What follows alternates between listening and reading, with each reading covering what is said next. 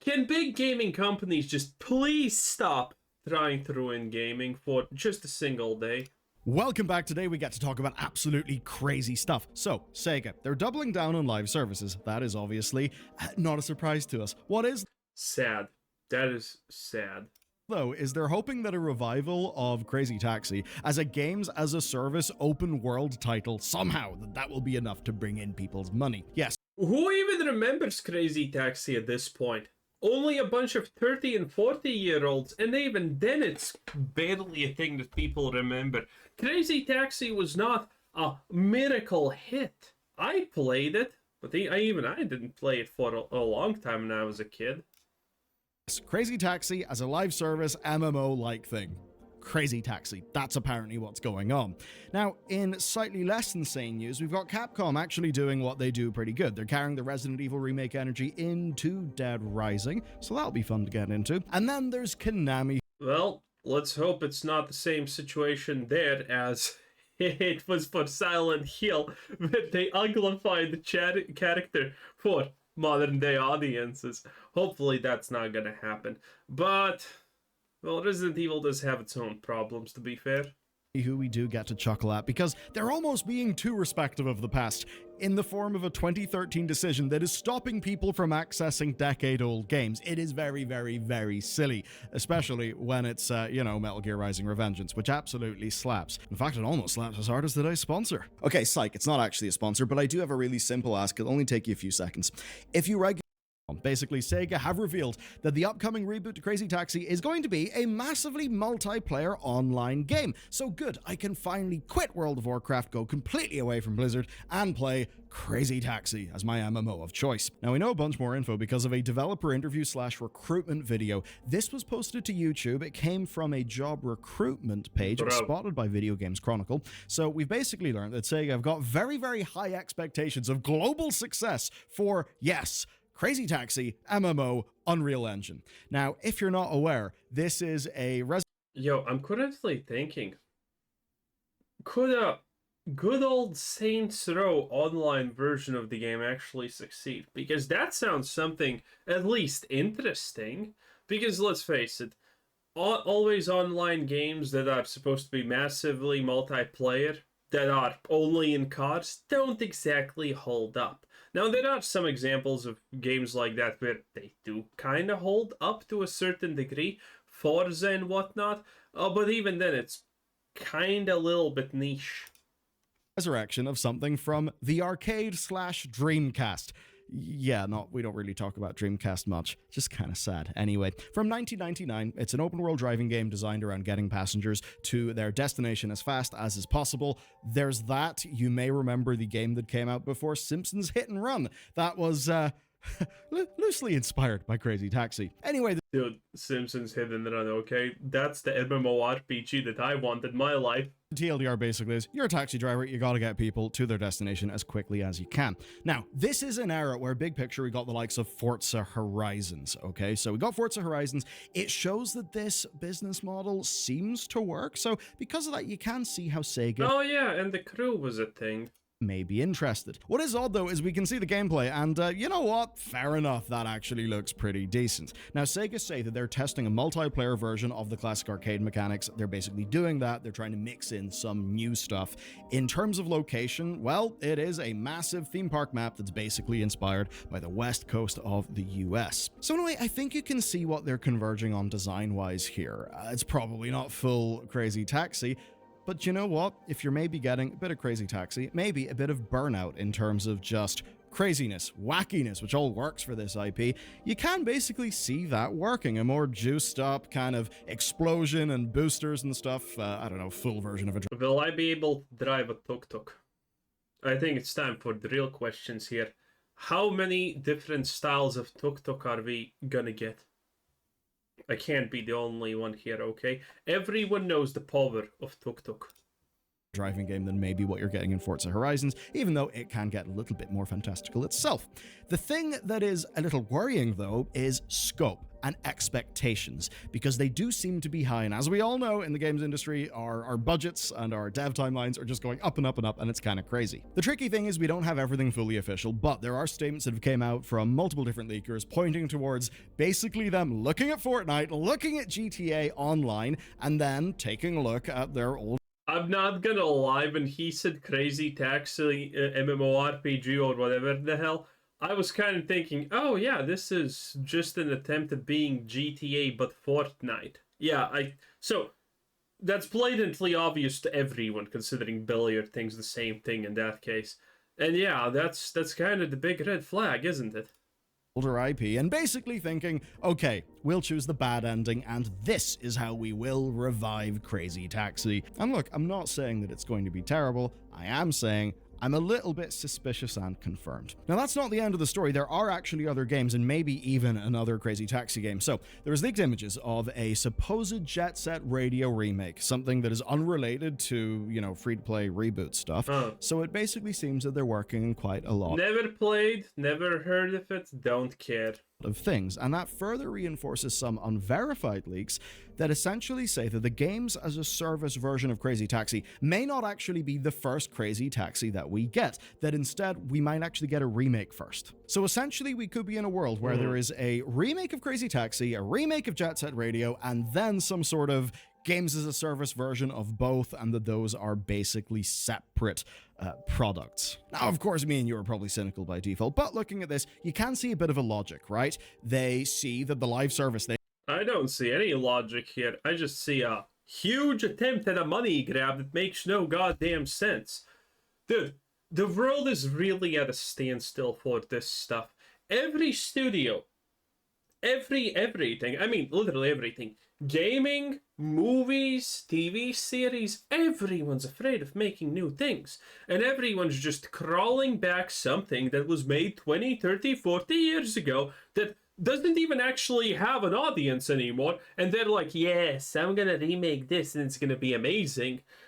Woke Ghostbusters, that absolute disaster. The current situation in, well, The Acolyte, Game of Thrones, last season's...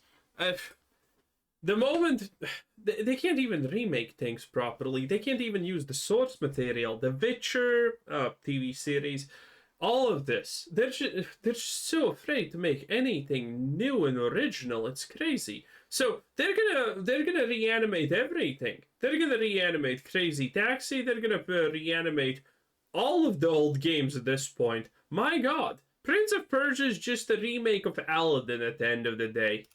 Is where the real money is. They think that there's enough of a niche in both of these games. Do you know what? Maybe there is. I think the question, though, is how big does that niche need to be in order for them to actually justify making like a full, big, expensive version of those games? The idea, though, that they'd be doing full remakes beforehand to basically grease the wheels with like audience recognition, to actually get those games like out into the market, sort of making older fans happy, generating positive buzz, that does make a lot of sense. I'd say personally, I may be less interested in Crazy Taxi, more interested in Jet Set Radio, because that inspired so many people. Anyway, where I'm in this one is I certainly wouldn't put down like the down payment for the funeral costs for this entire thing.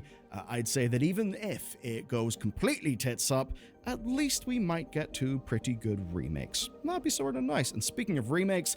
What are the chances that these remakes are going to be good? These remakes are probably going to be horrible. That's the problem with all of this. They can't even make the remakes proper. They're going to add woke, a little bit of that sweet, sweet DUI. They're going to remove the good bits because, oh, that's offensive and stuff like that. No, these remakes are going to be horrible. Our next story, Capcom. So here's the deal with Capcom. The overall context to the story is they basically are the kings of doing amazing remasters. We've just seen that with Resi. I mean, playing Resi 2, 3, and 4 remaster like properly back to back. That was an amazing experience. They are super high quality. In this case, it's Dead Rising. Yes, Dead Rising, that game from 2006, around the start of that console when, if you were about my age, which basically means young teenager, you saw goofy shenanigans, zombies everywhere. That was still at the time when zombies was kind of, cool and not a little bit overdone. So, hey, everyone's still absolutely just splooshes over any zombie game that comes out, okay? Zombie games always have a market, and I know why, because they're fun. Mowing down hordes of zombies, that is the dream. That's the game. Now, this is an odd story because this will be the second remaster. They did one in 2016. What this game is number one, coming out September 19th this year. So very soon. It's on Steam, Xbox, and PS. Is this the game where there's a bunch of zombies in a shopping mall and you have all these crazy items and whatnot?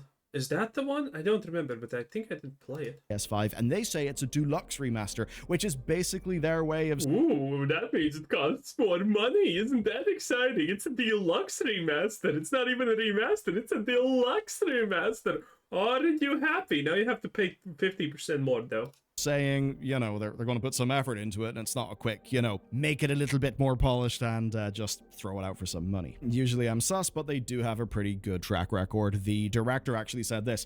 Well, actually, it wouldn't be an exaggeration to call this game a remake. Oh yeah, he has a camera. This is definitely that game. Considering the work we put Oh yeah, this is one. Yeah, I played this. Was fun.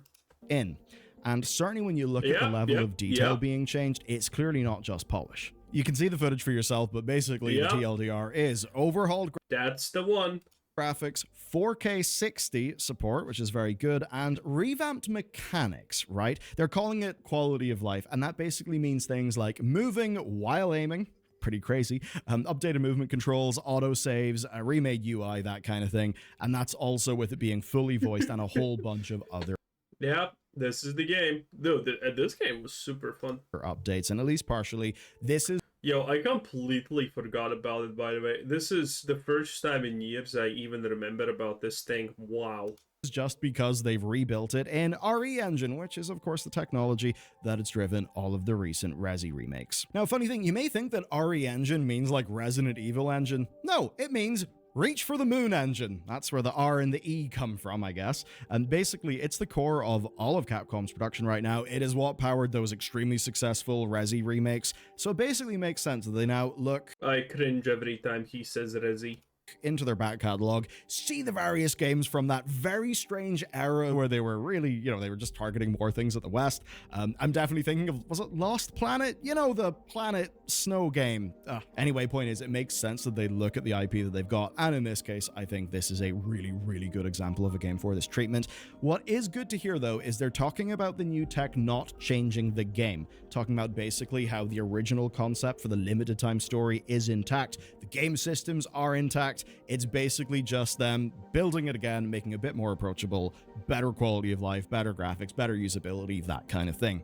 Which honestly is pretty damn sick. Unlike what's happening with Metal Gear Rising: Revengeance, the best titled game in the universe. And this is a really bizarre story. So here's Dude, the Revengeance is just such a joke of a name. the deal. Revengeance came out in 2013. It was made by Platinum Games and Konami. It came out on the PS3 and the Xbox 360. Now, it's been on PC, on Steam since 2014, but it suffered from very strange regional DRM. As an example, right, the 360 version of the game was cancelled in Japan. So because of that, you couldn't download the game for PC in loads of regions. As an example, India. So if you're in India, you want to play Metal Gear Rising: Revengeance? Sorry, you can't. Not on PC. Well, without raising the black flag, and this certainly does look Well, more money for India to use on street food.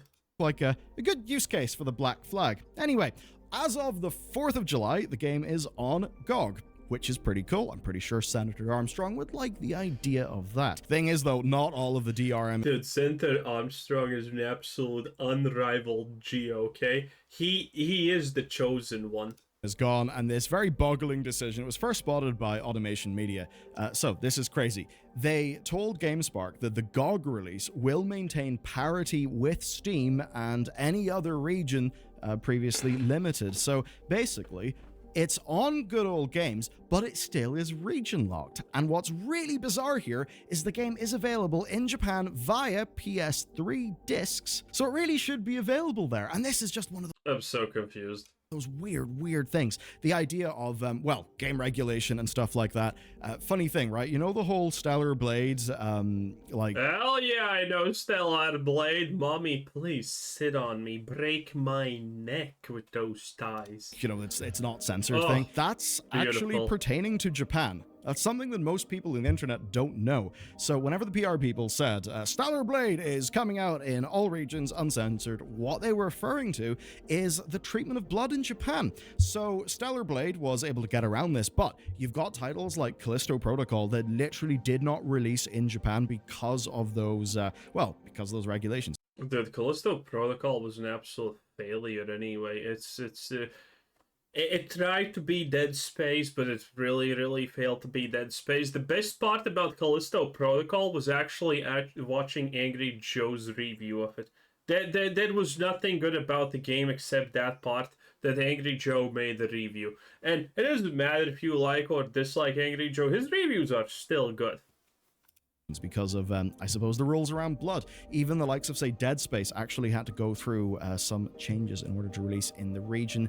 That was recently an issue, of course, of the Dead Space remaster, which is all, funky stuff. And it basically means that Konami have managed to perfectly honor the past with this release, which normally is good. The problem is that that's just in the form of honoring very bizarre and nonsensical regional limitations. That's a strange story. Does it impact you or me? Probably not. Anyway, that's the point. Go play Revengeance. If you don't know why people think Senator Armstrong is pretty damn funny, well, suffice.